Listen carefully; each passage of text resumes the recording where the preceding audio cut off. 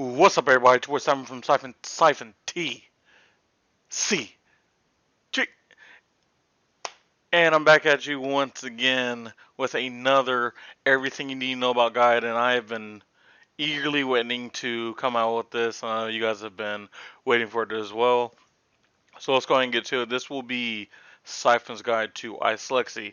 Now, a quick note about this: this guide is accurate as of January 2023, with the latest set being Dynasty, and this is before the set Outriders is out. And obviously, things are subject to change with meta shifts and new set and ideals. So, in a couple months, this guide might be outdated. Who knows? But playing Lexi in the Dynasty meta, I believe currently Lexi right now is very, very well positioned. I think she has pretty good matchups in most of the field. The only really bad matchup you might have would be in Guardian. But obviously these are very skill-based matchups and can be won with proper play. With Dynasty, Lexi actually gained some utility arrows that really gained her an extra percentage against a lot of decks that would not like to block. Things like Heat Seeker, things like Drill Shot really punish decks that do not want to block. And right now, currently, we are in a combo control variant. As I see, this is still the best way to play her.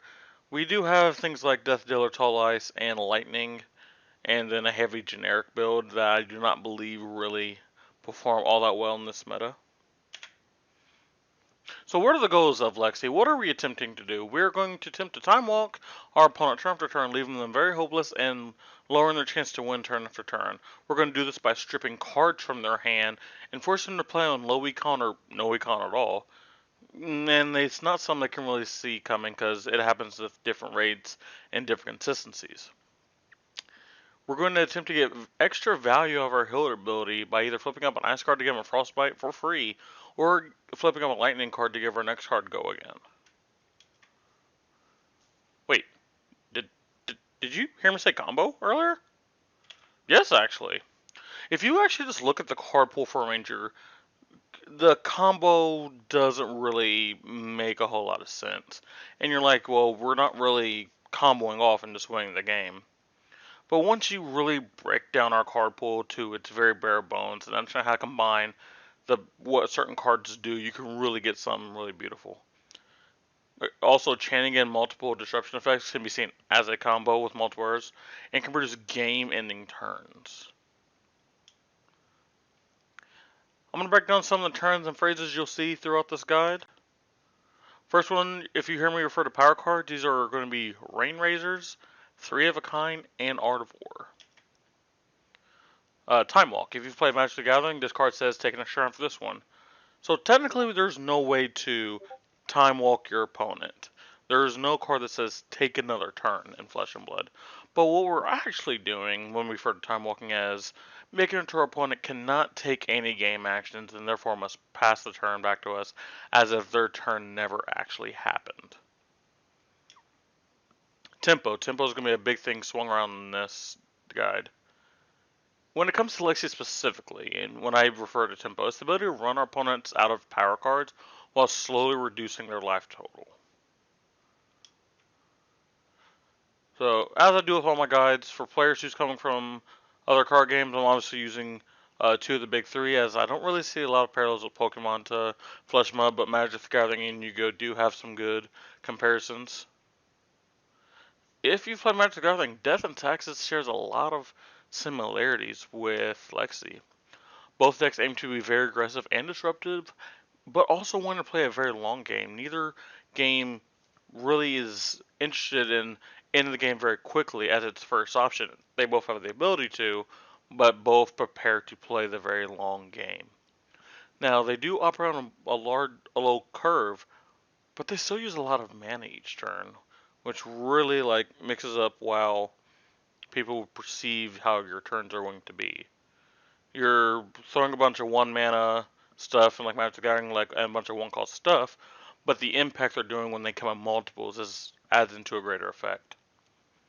And we're going to be both taking very small, very micro advantages that will cripple the opponent. If you played Yu-Gi-Oh!, I think things like Altergeist, Trap Tricks, and Burning Abyss share a lot of similarities to yet Lexi. And what all these decks are simply trying to do, grind our opponent out of resources and gain advantage every single turn. So let's get into the matchup part. I believe, again, Lexi mostly has good matchups across the board. And with how the deck plays out, usually the onus is on the Lexi player to gain and lose tempo. It is usually not on the opponent. Very few times can your opponent dictate how the game is going to go. So let's go hero by hero and talk about it.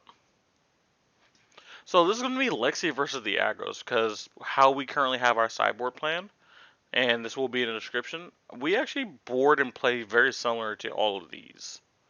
This will be Viserai, Briar, Dash, Katsu, and Fi, and then obviously any future aggro decks that come out. So a sideboard plan, we're going to be adding 3 red Blizzard Bolts and 2 red Arctic Incarcerations. As Lexi is very poor at blocking, you will need to take tempo and force decks like Fi to block to reduce the pressure that they bring on you. Key cards that you're going to want to fuse, obviously, are your ice cards. Those are your fusions. And you're going to want to present 10 to 12 damage a turn, along with multiple disruption effects to gain your tempo. Your ice fusioners are the most important cards against the aggressive strategies. Blizzard Bolt threatens the frostbites on each one of your attacks. That is a key thing to remember whenever you fuse it. Chilling Ice Fang strips cards out of your opponent's hand, and again, on every single time something hits. And these effects carry on to non-aero attacks, like if you start off with Chilling Ice Fang and go into a Lightning Surge will still carry the effect of Chilling Ice Fang, which is something very, very cool. Same thing with the cards like Icy and kind of like Winter's Grasp. You hit with those and you fuse a Blizzard Bolt this turn. Now they're getting 2 Frostbites. Seems pretty good. Your entire gameplay hinges on attaining and retaining tempo. The way you do this is by presenting disruption. Most of these decks can present far more damage than you on most of your average turns. Arsenal Party has cards like Icequake and Winter's Bite, in combo with Lexi's hero ability, is worth multiple cards worth of rate before presenting any actual damage. When you present meaningful disruption every single turn, pure damage rarely just wins you any of these matchups. The main thing you're looking to avoid is letting the aggro player keep 3 to 4 card hands and just playing one of their big turns. So examples of that is Fi playing Ardwar, Briar playing Chama Heroic, Viserai playing Mortartide. They are using these as combo cards, quote unquote, just like you are, but a lot of times they can present much more damage than you if they're able to keep a 4 to 5 card hand while doing so. And they can usually do this immediately.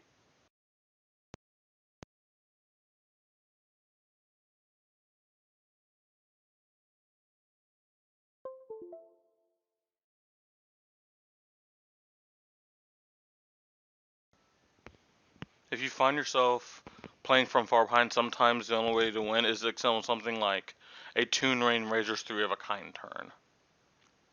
Combo lines with multiple endless arrows and Bolton shots is a way to close out the game very quickly with Lexi and fool the player into not blocking due to no obvious disruption. Lexi versus Control, and we have Oldham, we have Tree Frog Dash, and we obviously have the mirror here. Now your sideboard plan will actually vary on match to match. It does depend. Now if you want a very generic plan, kind of like I did with the Aggro matchup, 3 Amulet of Ice and 1 Insidious Shield. More often times than not, these will work.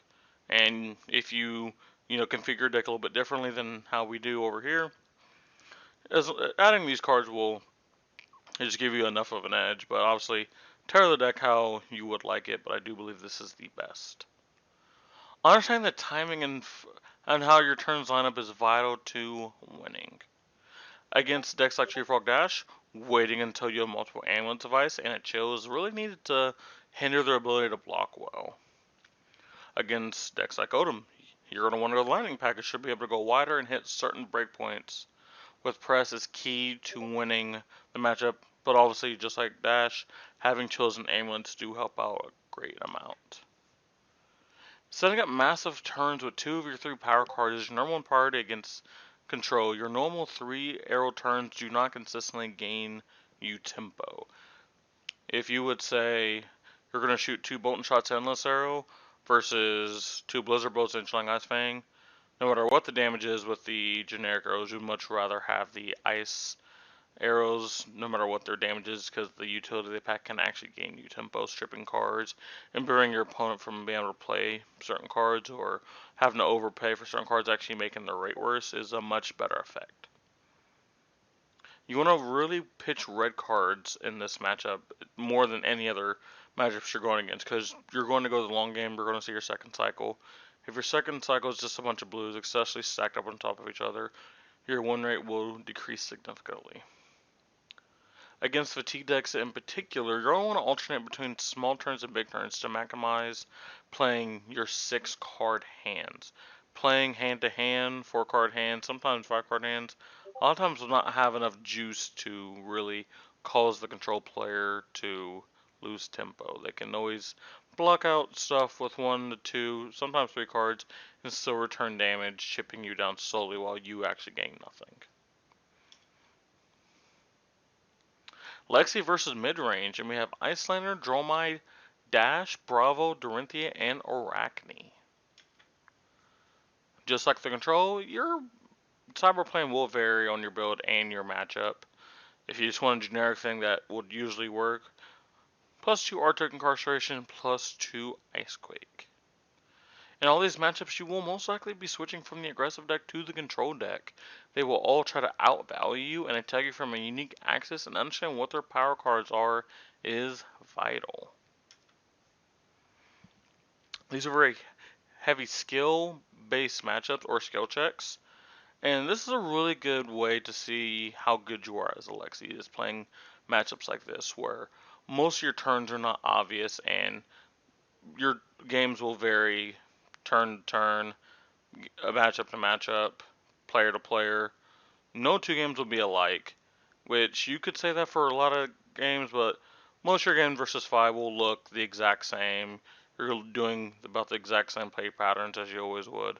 But against mid-range, it can be a little bit different depending on, maybe you need to keep certain cards in your hand for a different turn, or you actually play out more cards than you much rather have. When against another matchup, you would have arsenaled the card or shot a different card. It is just very unique. Commonly, you actually have tempo against these decks, but because how they play as a mid-range deck, they actually have the ability to regain it easier than most heroes. Lexi versus Brute, and I do think Brutes play differently enough from the other decks where I do think they get their own category.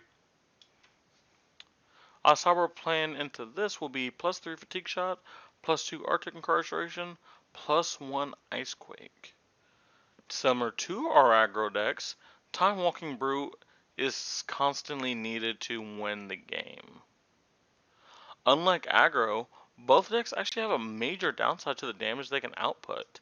When it comes to Levia, as Blood Debt. That's her thing, is Blood Debt. You strip her whole entire hand, give her a bunch of frostbites where she can't get anything in her banish zone, and she will take a chunk of damage. That is what she does to be able to pump out the damage she does. Reinhardt's natural card disadvantage. To do almost anything meaningful in Reinhardt, you have to be losing cards from your deck. Now, while we're not aiming to fatigue the Reinhardt will just lose more powerful cards in his deck than the average deck normally would, because at its cost, you must discard the cards. But it is, again, a high return in damage. If you're able to fire multiple arrows in a turn, you always want to have Fatigue Shot shooting last. It almost will always win you the turn cycle, because either A, they took a bunch of damage from the other cards and then choose to block the Fatigue Shot, so that is free damage you got to rain down.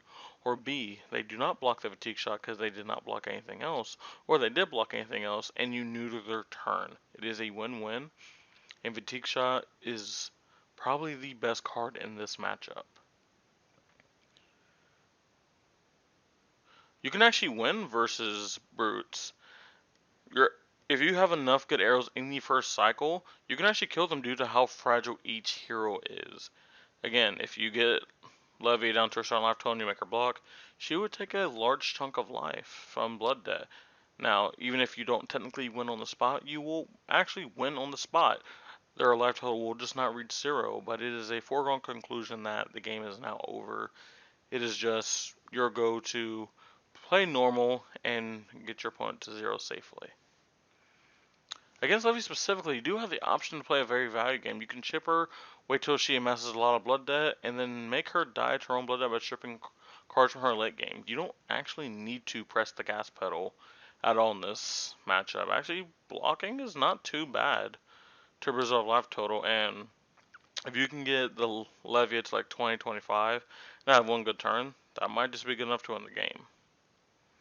Against Shriner, Frostbites, even just one can actually alter their turns very majorly due to the configuration of their deck and, again, the need to discard cards at a cost a lot of times. So giving them Frostbites can really hinder that. Now we're talking about Lexi versus Combo, and currently in Flesh and Blood, the only two combo decks, quote unquote, that we have would be Kano and Saber's Bolton. Against these, we're going to be doing +3 Lightning +2 Lightning Surge. These games are very, very simple.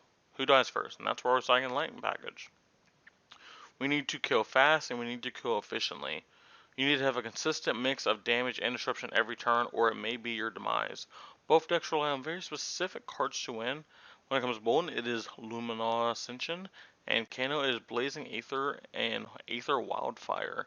These are the cards that, if you can strip them out of their hand, make them use it at an opportune time, can largely win you the game.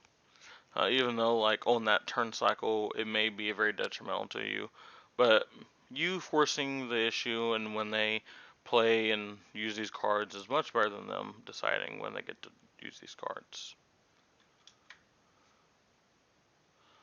Understanding the timing of when each one of these decks have enough fuel to take off will let you know how much time you have left. Obviously, when Kano, it depends on how many cards you have in hand. What do they have on the field? Do they have E-Pots? Do they have Potion of Deja Vu? How many cards do they have in a hand? Do they have blues? Do they have a pitch stock going? It's very, very different with Kano. Well, with Bone, it is simple. If they have at least 3 cards in so and 2 Luminous Ascension, there is always a possibility in any turn that they go off and try to win the game. Now we're going to go into some Lexi fundamentals. Discarding versus Frostbites. Some decks, making them discard is actually better than Frostbites, and then some decks the opposite is actually true. Neither is very bad. They're both very positive effects for you. But knowing how to allocate resources into each deck and what effects are better are needed to win most of your matchups. When is discard better than Frostbite? In decks that rely on multiple cards to be put together, making them lose a single card regardless of how many resources needed to do the turn can actually gain you tempo. Or versus very blue heavy decks that can pay through Frostbites, or decks that commonly have extra resources. If you're able to combo both Frostbites and discard, the discard is even more powerful than it normally would be by itself. Heroes that are more weak to discard. In red lane decks that can often only do 2 actions when they could have done 4 actions, or sometimes they can only do 1 action because of how much it takes to do something like Azalea. Often, that just leaves them kind of dead in the water in that turn. They can't really do anything, and you have won that turn cycle without, again, even doing more damage to them sometimes. It just depends on what resources they have, or more often than not, a few Frostbites can just end their turn. Decks with a lot of redundancy where many of the cards do the same thing and losing one does not actually change anything. Or if it changes the efficiency rating of one of their cards. So, for example, Ronin Renegade, 0 for 3 and 5, right? Pretty good. A little bit below rate, but the go again kind of raises above. So what if you have 3 Frostbites, now you have to pitch a blue to go 3 go again. All of a sudden, a pay 3, deal 3 go again doesn't look as fantastic on paper. And obviously that's not what the actual card does, but that is pretty much what you're making it read whenever you add 3 Frostbites to your opponent's side. Heroes weak to Frostbites was the thing that I think most people need to understand. So The discard is a little more obvious. The frostbites are a little bit more case-to-case basis. You do need to learn how each hand and each deck does fight against frostbites. Next, we're going to go into pitch stacking. I am under the belief that if your hero has a lot of velocity in the first cycle, or even if you have shuffle effects, you should still pitch correctly. So in the world where the game goes late, does not go your way, you still have the ability to close the game. It is very easy to fall into the trap with Lexi just to pitch a blue every single turn to try to squeeze the most out of every single one of hands. Rarely is this correct. If your last 20 cards or so are just blue arrows or just cards that don't actually do any damage, I doubt that your ability to win that game is more than like 5%. Your opponent has to be like at literally like 6 life for that to ever really work out. Another good thing is to separate your attacks from your non-attacks. It is important. Drawing 3 arrows sounds good, but late game can be very bad. And the opposite is also true. In very corner cases, you will not get punished for things like this, but we'd rather not count a 10% chance where we can take the proper steps to raise our chances of winning in the second and third cycle. Proper equipment usage. There is no flowchart that is every case by case basis or every case scenario where each piece is used, but you can ask yourself some questions every time you think about using them. If I break this, am I able to get tempo this turn? Is this my only window to use them? What if things go wrong? Can I still win without this equipment? Is there a better time to use this than right now? Ask yourself these questions every time you look to reach for that bullseye bracers or that snapdragon scalers, and you will make better decisions over the course of the game and your career with Lexi. Understanding your power cards, and we have 3 of a kind, Rain Mergers, and Art of War. The more you play Lexi, you will understand windows where you can use your power cards. A good way to use them is to wait until you can play multiple of them or combine them in the same turn. As an example, Art of War and Rain Razors is plus 3 damage on every arrow. The average power war of the cards in our deck is 2.2. So we gain more than a card's worth of power every single attack. Double 3 of a kind.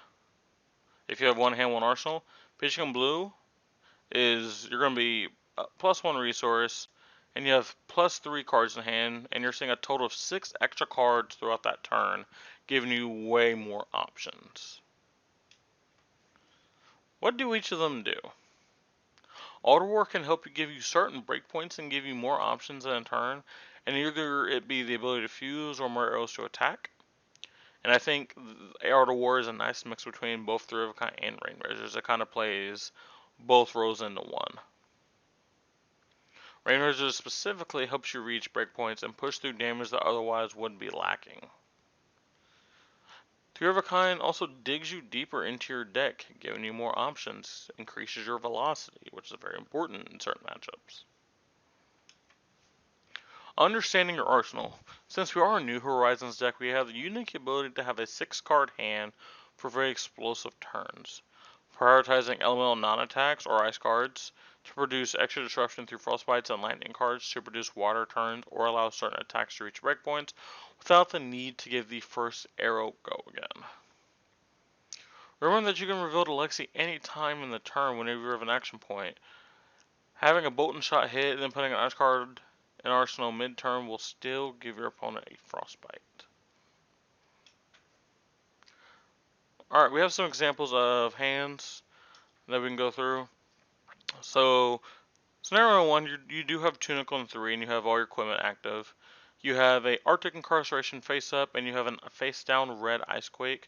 Your hand is red Endless Arrow, blue Channel Lake Frigid, red Blizzard Bolt, red Drill Shot. So the best thing we can do with this is obviously to start off with activating Lexi, revealing Icequake, and then we'll play the Icequake, pitching the Channel Lake Frigid. Next we can activate Voltaire, and go Drill Shot, go again. Shooting Drill Shot for 7, go again, on hit, Frostbite, on hit, -1 counter, on an equipment. Next we can activate Voltaire and load Endless Arrow, and give it go again. Shoot Endless Arrow for 4, go again. On hit, return hand, and on hit, a Frostbite. So what did we do with this hand? We put our opponent in a very, very rough spot, with some risk on our end, not being great, mostly the next turn possibly being horrible due to a very poor arsenal. But we're coming in for 11 damage, giving 2 Frostbites, and putting a -1 counter on an equipment and an Endless Arrow returning the hand. We also have the ability to A. Keep Arctic Incarceration in Arsenal for a future turn if our opponent decides to block. And B. If our opponent does decide to greed and not block and take the Frostbites and let's put a -1 counter equipment, well, we can actually just play the Arctic Incarceration and they'll have 6 total Frostbites. And largely this is a very unplayable hand for nearly every single deck. So the onus is kind of on them whether they want to either save damage or, try to get greedy and play a turn and then still get shut down by Arctic Incarceration. No matter what they do, they're actually wrong. And this is the whole thing with Lexi. We always want our opponent to be wrong in the decision they make. And that is so beautiful when it comes to Lexi. As I was stated earlier, the risk that we are taking is to having 2 cards in Arsenal without go again, forcing us to pop snaps on a very average turn. If we do play the Arctic, we can actually safely keep the Blizzard Bolt and have a go again arrow the following turn. Hand number 2. Again, we have 2 nickel 3 on all of our equipment. We have an Endless Arrow in Arsenal and a Bolt and Shot in Arsenal, and we'll just say they're both face up. In hand, we have Endless Arrow, Rain Razors, Red Bolt and Shot, and Frostlock. We are going to start by playing the Bolt and Shot, just coming in for a 4. In the reaction step, technically it doesn't matter when you do this, but we'll specifically just say in the reaction step, we're going to play in Rain Razors, pumping it to 6, and giving it condition of go again. Next, we can actually just shoot Endless Arrow for 6. Regardless of how they block, whether they choose to block or not, we're going to give it go again with snaps, and this is where the big decision point comes. Our next play depends on how our opponent has chosen to block, or lack thereof. If they blocked out the Endless Arrow, they have 2 cards left in hand. We can break Bullseye Bracers, load Bolt and Shot. It will now come for 7, so they must block with 2 cards and equipment, which is a win for us easily. And if they do not any damage, load Endless Arrow with Voltaire, then send Endless Arrow 2 times for 12 damage, and then Endless Arrow for a number combo turn. We can keep that in the arsenal for a later day. Number 2. If they actually did not block our Endless Arrow and they still have 4 cards in hand, they will most likely be unlikely to block anything else we do on that turn. So just like the last turn, we can break our Bullseye Bracers, load Bolt and Shot, it'll come in for 7. So now they must block with 2 cards and equipment, which is a win for us. If they do not, and it does any damage, we can reload Endless Arrow, then Voltaire our Endless Arrow. Swing with it 2 times for 12, then send a final 6, keeping 2 Endless Arrows for another combo turn.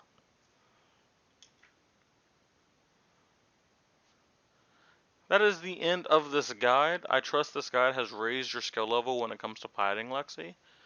If this is your introduction to the deck, first of all, welcome.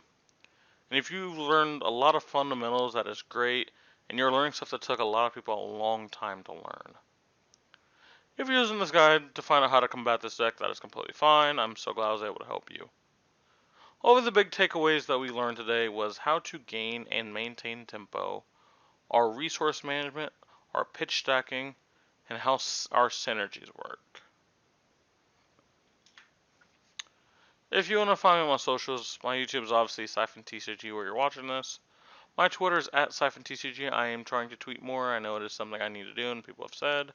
I am doing my best. Please leave me alone. And if you want to message me on Discord, my DMs are open. It's Siphon4712. I want to give a big thanks to my boy Nathaniel, Judge Dredge, on Twitter for a large portion of the information of this deck. And make sure you guys follow him on Twitter. He has some really good takes, and he's just a really good player to follow. Thank you guys for watching this. If you guys, again, are watching this on YouTube, comment down below what hero you guys want to see next. Bolton technically is the hero next, but I am taking votes for the hero following Bolton. And if you guys just want to keep seeing these guys, like, favorite, and subscribe. I want to keep doing them. I want you guys to show me you guys want me to keep doing them. It's been your boy Siphon from Siphon TCG. I'll see you guys next time. Peace out.